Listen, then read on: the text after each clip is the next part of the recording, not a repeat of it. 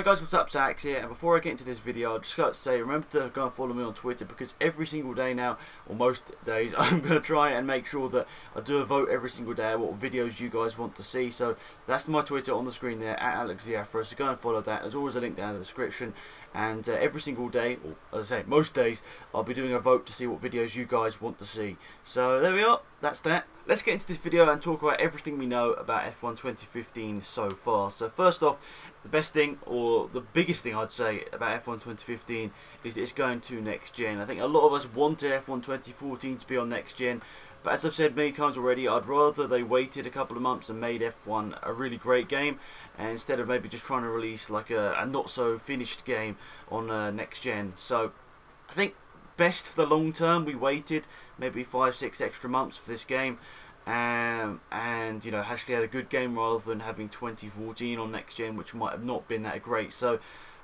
yeah, I think it's well, obviously at first I'd have loved F1 2014 to be on next gen, but now I read into the articles and everything, I think it is for the better. So F1 2015 being released on next gen, PS4, Xbox One and PC, so that's going to be great for all of us. I mean, I've got a PS4, I know lots of people have got PS4s, Xbox Ones, and I know a lot of people have got PCs now, a lot of people converting to PCs.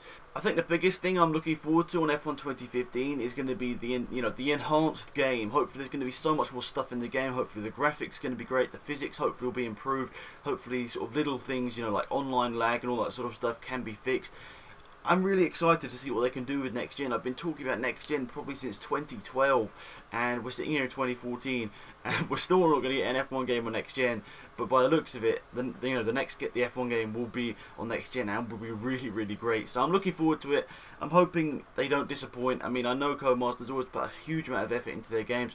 I know a lot of people might disagree with that, but I've been up to Codemasters and see the effort they put into these games, and it is quite incredible to see. For a company that isn't actually as big as games companies like EA, like Activision, all that sort of stuff, it's crazy to see what they actually do with these games, and it's amazing. So I'm looking forward to next gen. That's the biggest thing I thought to talk about in this video, and I think all of us are looking forward to next gen. But the only unfortunate thing is with that, they're not releasing on the old generation of consoles. They're 100% focusing on PC and the next gen consoles. So if you've got an Xbox 360 and a PS3 and not looking like you're going to update soon, you're probably going to miss out on 2015, because at the moment it doesn't look like they're going to be releasing on the old generation of consoles. Now, next up, talk about the release date, or the possible sort of release dates that we've been hearing.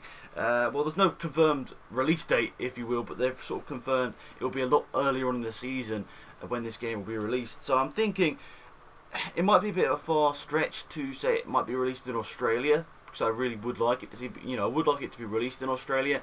But then again, they don't really have much knowledge on car speeds.